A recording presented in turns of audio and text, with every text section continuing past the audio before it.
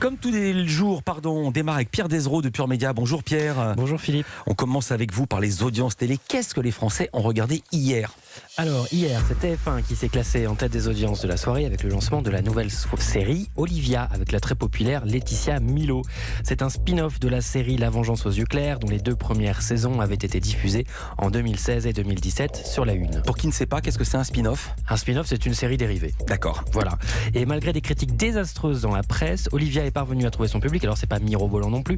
3 800 000 téléspectateurs, 20% du public ont suivi le lancement de la série. C'est beaucoup moins que le lancement de la saison 2 en 2017. Ça avait été suivi par 4,7 millions de personnes. En tout cas, c'est devant tous les autres que vous allez nous détailler maintenant. Oui. Et même assez confortablement, puisque là en deuxième position, on retrouve France 3 avec sa soirée cinéma.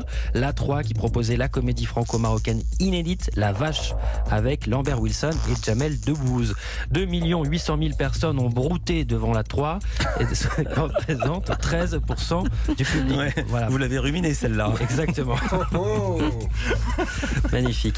La 3e place revient à M6, la 6 qui proposait une toute nouvelle émission immobilière intitulée La meilleure offre, présentée par Julien Courbet et Stéphane Plaza. C'est c'était très attendu. Très attendu, oui, c'est la première fois que M6 rassemblait ces 2 animateurs stars.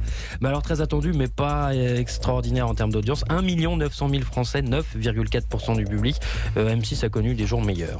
Au pied du podium, en 4e position, c'est France 2. Là aussi, un chiffre attendu, c'est celui de Vous avez la parole, le 2e numéro de l'émission politique de Léa Salamé et Thomas Soto.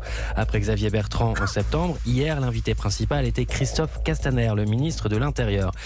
En moyenne, 1 200 000 férus de politique ont passé la soirée sur France 3, 6,3% du public. C'est un score faible qui est même en baisse par rapport au premier numéro avec Xavier Bertrand.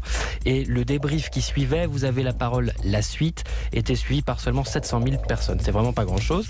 Du côté des autres chaînes, en prime time, c'est Jurassic Park 3 sur TFX qui a très bien marché avec 1 million de téléspectateurs, 5,1% du public. Et j'ai aussi, à un autre horaire, un gros score à vous signaler pour Quotidien en access.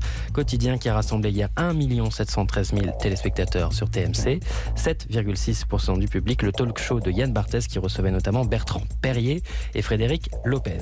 Merci beaucoup Pierre, bon week-end.